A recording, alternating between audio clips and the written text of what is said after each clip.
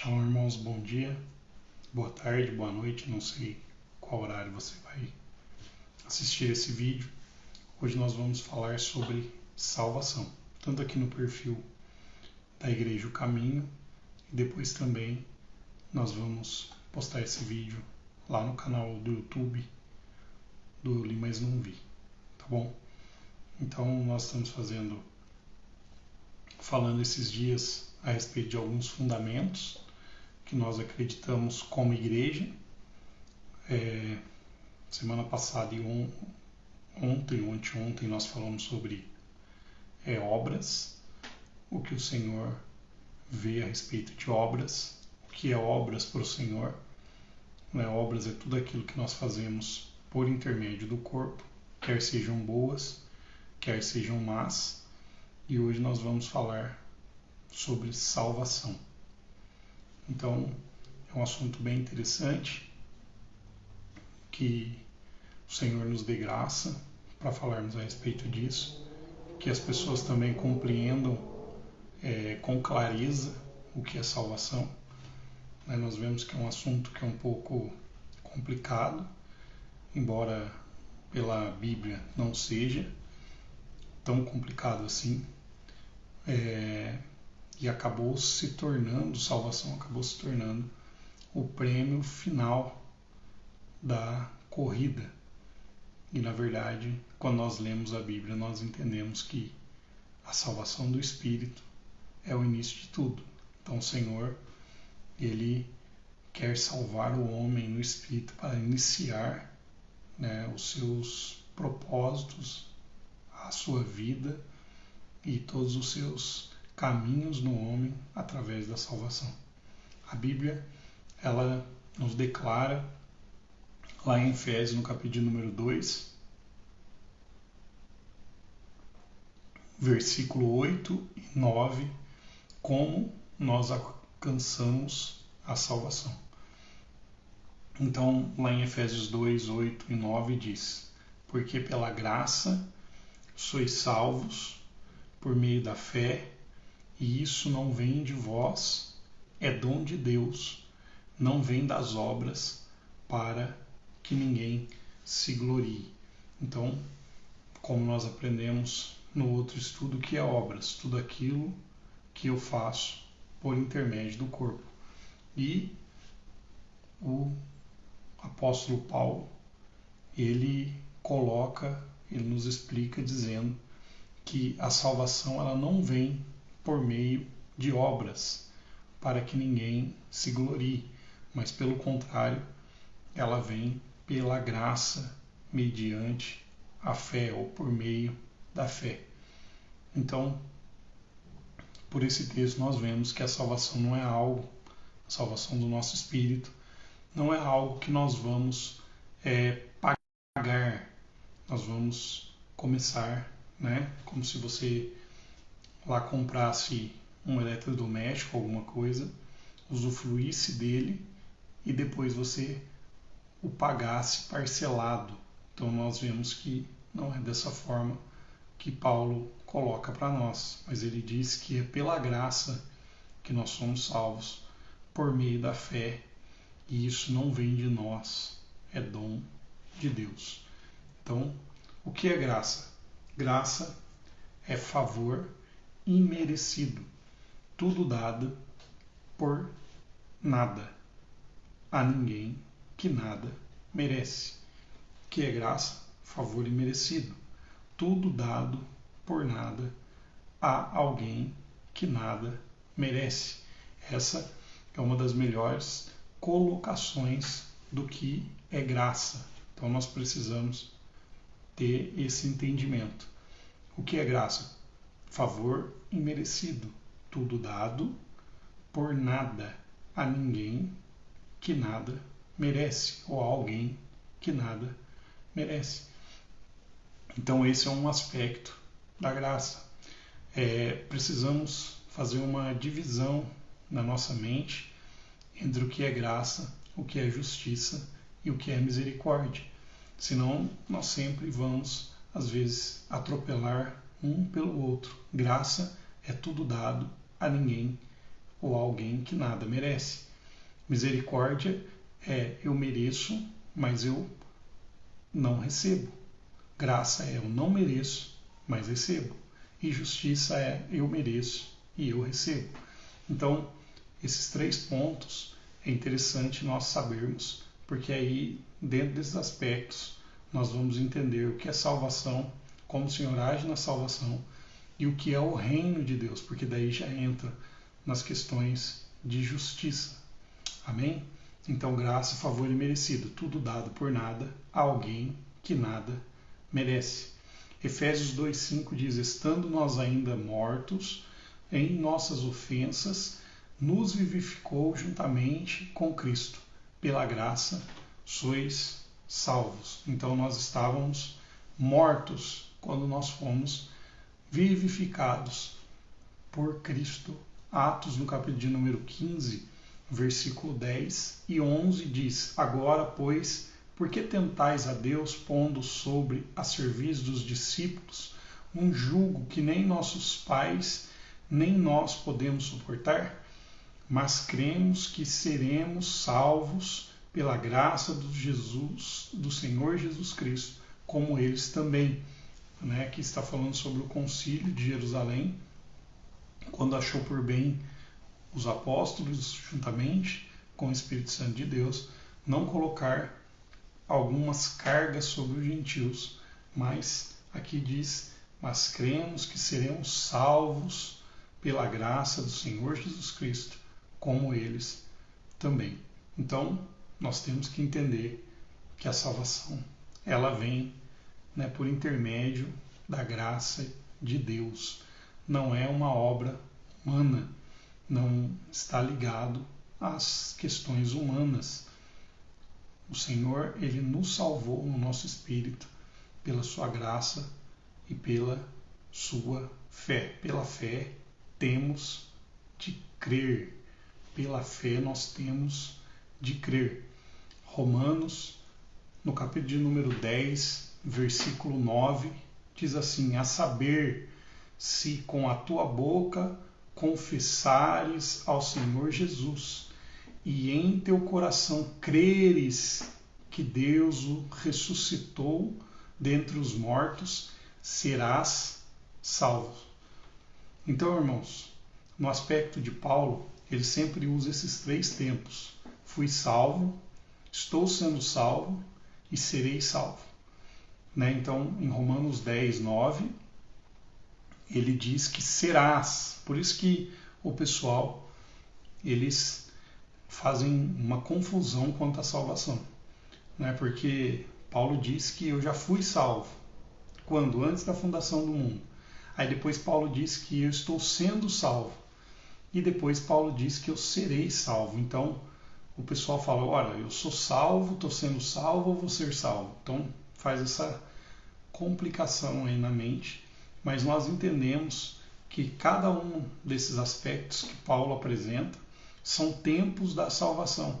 O homem, ele foi salvo antes no seu espírito, ele está sendo salvo na sua alma e ele será salvo no seu corpo. Romanos 10, 9, a palavra colocada aqui para a salvação é a salvação completa de Deus. Então, é soteria. E essa palavra, ela diz da completude da salvação. Então, o Senhor aqui é a salvação findada, porque o homem foi salvo no Espírito, ele desenvolve a salvação na sua alma, através da vida de Deus trabalhando dentro dele, e por fim ele será salvo no seu corpo.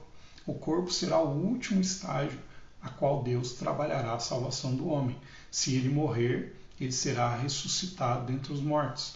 Se ele não morrer, ele será transformado, como diz lá em 1 Coríntios, no capítulo de número 15. O seu corpo será revestido de imortalidade. Esse é o último aspecto da salvação. Então, o que precisa? Precisa que a nossa boca confesse que Jesus é o Senhor e que nós tenhamos essa crença no nosso coração, a saber, se que com sua boca confessares ao Senhor Jesus e em teu coração creres que Deus o ressuscitou dentre os mortos, serás salvo.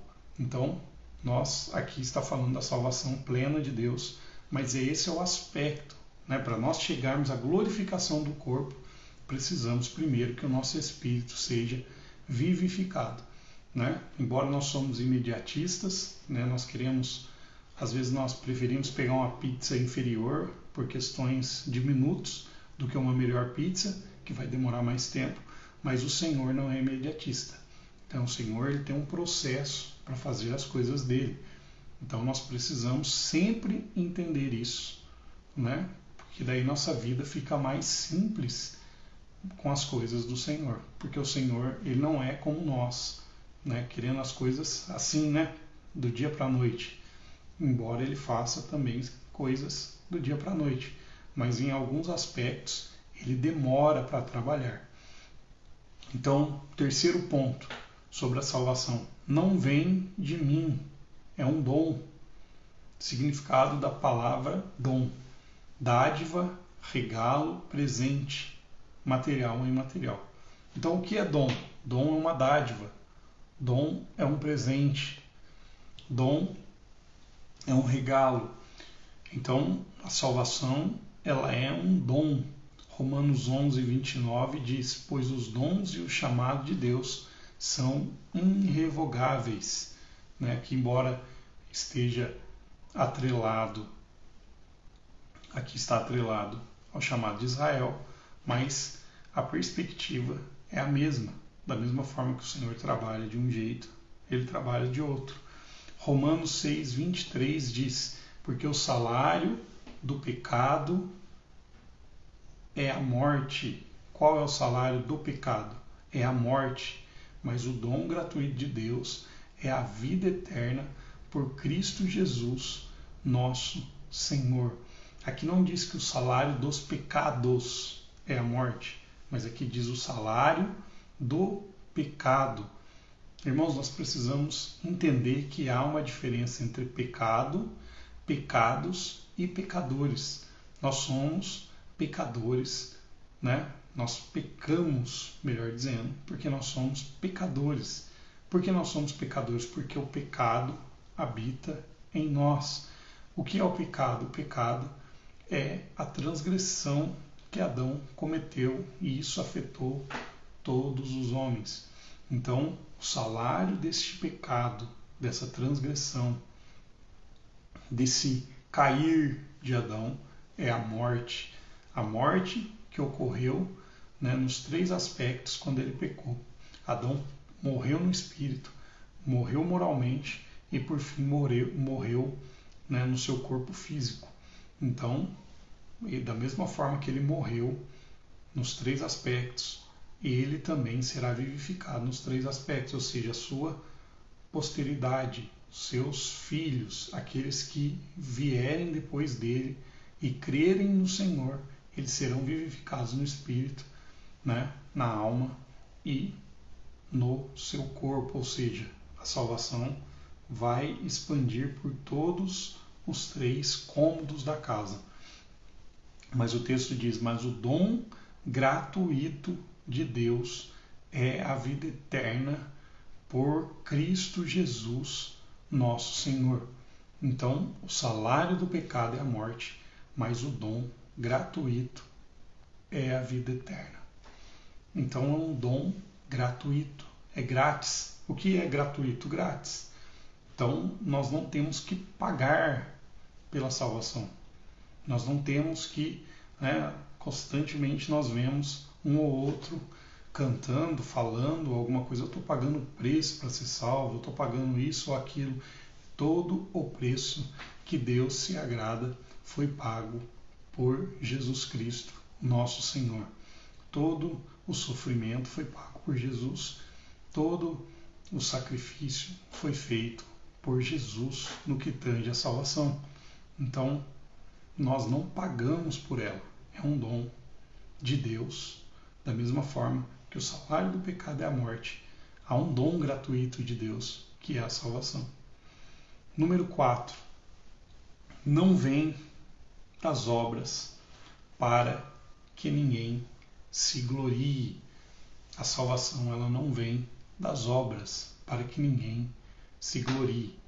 2 Timóteo 1,9 diz que nos salvou e chamou com uma santa vocação, não segundo as nossas obras, mas segundo o seu próprio propósito e graça que nos foi dada em Cristo Jesus antes dos tempos dos séculos. Então a graça nos foi dada em Cristo Jesus antes dos tempos dos séculos. Então você vê que não é algo de hoje, é algo que o Senhor já fez antes da fundação do mundo. Então não foi segundo as nossas obras que Ele nos chamou, que Ele nos salvou, mas foi segundo a sua graça. Então não vem de obras. A salvação, ela não vem de boa conduta. Ora, quem é salvo tem boa conduta. A salvação não vem de ter uma vida ilibada. Ora, quem é salvo tem essa vida. Irmãos, nós precisamos entender que nós só temos porque fomos. Não teremos porque somos. Nós temos que ter esse aspecto dentro de nós. Nós não temos boa conduta para sermos salvos. Nós temos boa conduta, ou devemos ter boa conduta, porque somos salvos. O Espírito de Deus tem trabalhado em nós e tem gerado em nós o caráter de Cristo. Mas isso não está ligado a ser salvo, está ligado a reinar com Deus e ser um filho de Deus. Então precisamos compreender isso, porque senão nós ficamos daquela forma. Ora estou salvo, ora não estou salvo. Hoje eu estou salvo, amanhã não estou salvo. Hoje eu estou com Deus, amanhã não estou com Deus. Então nós precisamos entender que nós somos salvos pela graça mediante a fé e não vem de obras, mas quem é salvo possui obras. Tito 3:5 diz: não pelas obras de justiça que houvéssemos feito, mas segundo a sua misericórdia, nos salvou pela lavagem da regeneração e da renovação do Espírito Santo. Então, aqui Tito ele coloca que é aplicado a misericórdia também. Lembra que no começo do vídeo eu falei sobre isso? Misericórdia, graça e justiça? Então, nesse aspecto, Tito ele coloca que a misericórdia também ela é aplicada no aspecto da salvação. Então, não pelas obras ruins, pelas obras mortas, mas Tito vai além, ele diz, melhor dizendo, o escritor Tito, ele diz que não pelas obras boas, não pelas obras ruins ou pelas obras mortas, não foi por nada disso que nós houvéssemos feito que Ele nos salvou, mas Ele nos salvou pela sua misericórdia. Então, aqui ele excede ainda mais, porque alguém pode dizer, não, realmente eu tenho obras ruins, realmente eu tenho obras mortas, mas Tito 3:5 diz, não pelas obras de justiça. Então ele já está falando de obras boas aqui, obras em Deus, mas não é por isso que Ele nos salvou, mas é através da sua graça, que Ele nos salvou pela lavagem da regeneração e da renovação do Espírito Santo. Irmãos, Deus veio morar no homem. O homem é uma expressão de Deus na terra. O Senhor veio morar dentro do homem. Nós precisamos entender isso. Esse é um nível bíblico, é o nível que o Senhor deseja que nós entendamos. Às vezes eu não chego a dizer que fico triste, mas eu vejo um irmão ou outro postando, escrevendo, hoje eu vou na casa de Deus, como se templos e paredes fosse a casa de Deus. Hoje eu vou na casa do papai, a casa do papai hoje está uma bênção. Irmãos, a casa do papai é você, a casa de Deus é você. O Senhor não habita em templos feitos por mãos de homens. Quando o véu do templo se rasgou, a glória do Deus Todo-Poderoso se levantou daquele lugar, como está escrito em Ezequiel, e o Senhor veio morar dentro dos homens. Então a casa do papai, a casa de Deus, a casa do Abba é você. E você é a expressão de Deus na terra. Ele veio morar dentro de você. Ele não te salvou por algo, só por salvar. Ele não te salvou só para que você fosse salvo, mas Ele tem propósito. O Senhor não faz nada sem propósito. Então, um dos propósitos é esse, você ser uma habitação de Deus na terra. A decorrer de toda a Bíblia, veremos que a salvação não é condicionada a bom comportamento, mas sim ao ato de crer e confessar. Então, aqui nós vemos que a maioria das pessoas elas sempre colocam, né, salvação atrelada a bom comportamento. Ora, quem é salvo tem bom comportamento. Ora, quem é salvo, né, tem uma vida mudada pelo Espírito Santo de Deus. Porém, não está atrelado a isso. A pessoa não é salva porque ela tem um bom comportamento, né? Não é uma prova. Você já inicia com 10.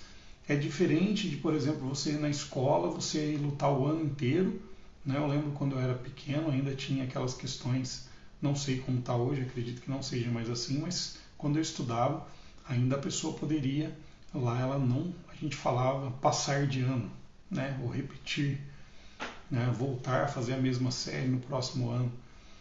Por quê? Porque ela ia lutar todo um ano para ela ser salva, vamos dizer assim, para ela, né, mudar de série escolar. Agora, com Deus, no que tange a salvação, nós já iniciamos o ano, no primeiro dia de aula, com 10. Já passamos de ano, né? Então, nós precisamos entender isso. Ah, mas eu não concordo, é a Bíblia. Ah, mas eu não acho certo, vai deixar os alunos, né, folgados. É a Bíblia. Nós temos que brigar com quem escreveu, né? Chamarmos o Espírito Santo e falar, olha, eu não concordo com isso. Porque quando nós expomos essas questões bíblicas, as pessoas falam, ah, não é certo, ah, eu não acho legal. Então quer dizer que tem uma pessoa, eu estou todo aqui me livrando do pecado, né, renunciando, e aquele que não faz nada é salvo. Então essas questões, irmãos, que às vezes põem em xeque se realmente fomos salvos ou não. Né? Tem pessoas que elas acham que é um preço não pecar. É claro que o pecado lá tem as suas vantagens, né? Ele traz alegria em alguns aspectos na carne do homem, mas tem pessoas que elas, né, nossa, então estou pagando o preço de viver sem pecado, e o outro que não está tão esforçando, é tão difícil a minha vida. Então, irmãos, nós não temos, né, que questionar se Deus agiu certo ou não. Nós temos que aceitar e viver aquilo que Ele deseja que nós vivamos.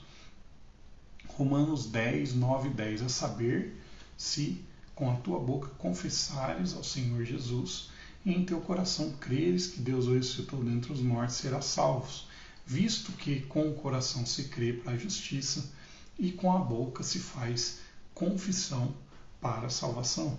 Então, nós vemos, como eu li antes aqui, a salvação está sempre condicionada ao crer e ao confessar.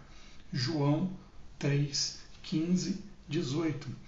Para que todo aquele que nele crê não pereça, mas tenha a vida eterna. Porque Deus amou o mundo de tal maneira que deu seu Filho unigênito, para que todo aquele que nele crê não pereça, mas tenha a vida eterna. Porque Deus enviou o seu Filho ao mundo, não para que condenasse o mundo, mas para que o mundo fosse salvo por ele. Quem crê nele não é condenado, mas quem não crê já está condenado, porque não crê no nome do unigênito Filho de Deus. Então, quem está condenado? Aquele que não crê. Né? Aqui não está atrelado a quem está condenado, aquele, né, que não dá dízimo. Tem pessoas que atrelam dízimo à salvação. Quem está condenado? Aquele que não tem obras boas, aquele que é um mau pagador, aquele que é um mal educado, aquele que fala palavrão. Não, o Senhor diz que já está condenado por quanto não crê no nome do unigênito Filho de Deus. Então, quem será condenado? Aqueles que não creram. Aí você fala, mas lá em Gálatas 5 diz que isso não herdarão o reino de Deus.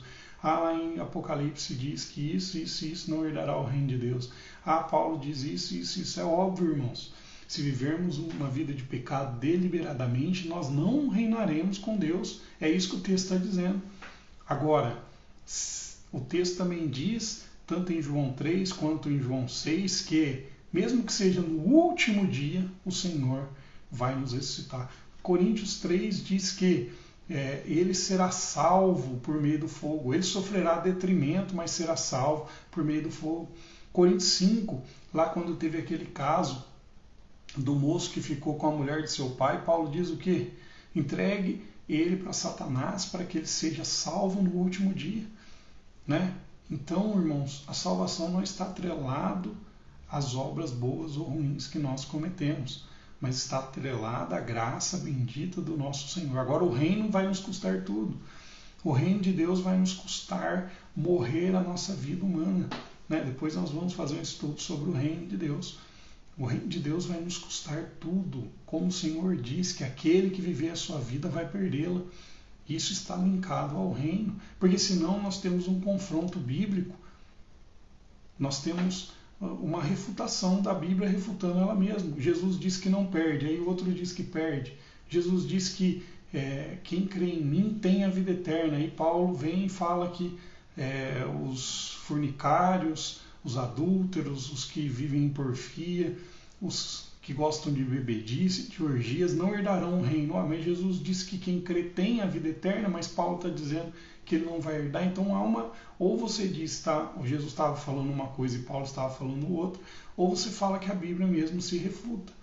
Porque o próprio Jesus diz que todos que o Pai lhe deu são dele, e nada vai tirá-los da mão dele. O próprio Paulo, quando está dizendo, né, por exemplo, que lá em Gálatas 5, tais pessoas não herdarão o reino de Deus, mas lá em Romanos ele diz que nada pode nos separar do amor de Deus, nem a altura, nem a profundidade, nem a largura. Aí eles falam, não, mas Deus ama todos, mas não é nesse aspecto que ele está dizendo. É só nós lermos ali que nós entendemos que aquele amor é o amor aplicado. Se nós não entrarmos por essa ideia, irmãos, aqui que eu estou tentando desenvolver com os irmãos, nós temos que ser claros em dizer que a Bíblia ela se contradiz. Porque na mesma hora que ela diz que não perde, que não vem de obras, aí o outro atrela obras. Por exemplo, Paulo está dizendo em Efésios 2 que não vem de obras. Mas lá em Gálatas 5 ele está cobrando obras para entrar no reino. Olha, se lá em Gálatas 5, como a grande maioria das pessoas acha que ele está falando de salvação, então ele mesmo está refutando ele. Né? Se eu fosse fazer um debate, eu ia colocar, olha, a salvação não vem de obras, para que ninguém se glorie, como está em Efésios 2. Aí alguém ia pegar Gálatas 5 e ia falar, mas Paulo está colocando obras aqui. Olha, as obras da carne são manifestas em tal, tal, tal, tal, tal. E quem pratica essas obras não vai herdar a salvação. Mas Paulo não diz isso. Paulo diz, não herdará o reino de Deus. Então, se nós não enxergarmos essa diferença entre ser salvo e reinar com Jesus, nós vamos ter problema. O próprio Paulo ele se contradiz todo, então. Então, essa colocação que eu faço aqui para os irmãos, talvez, não sei se você já ouviu, mas como nós colocamos aqui, é um dos fundamentos da nossa igreja. Nós cremos que a salvação não depende de obras, mas o reino de Deus depende das obras que Deus quer que nós façamos nele. Então, esses aspectos são diferentes, reinar e ser salvo. Amém? Então, voltando ao texto aqui, que nós estávamos lendo, né? João 3, versículo 18, diz que quem crê nele não é condenado, mas quem não crê já está condenado, porquanto não crê no nome do unigênito Filho de Deus. Amém, pessoal? Então, por hoje, eu vou encerrar aqui. Depois nós vamos retornar. Tem mais, acredito que mais uma live nós terminamos sobre a salvação. E aí depois nós vamos abordar a vida eterna. Depois nós vamos abordar o reino de Deus. E por fim a disciplina. Esses são um dos fundamentos, né? Alguns fundamentos da nossa comunhão aqui dos irmãos. Amém? Que o seu dia seja uma bênção, que a sua tarde seja uma bênção, que a sua noite seja uma bênção. Não sei que hora que você vai ver esse vídeo, mas que o favor do Senhor seja estabelecido na sua vida. E lembre-se que o Senhor te salvou quando você, ou melhor dizendo, Ele te amou quando você ainda era um pecador. No nome de Jesus. Amém.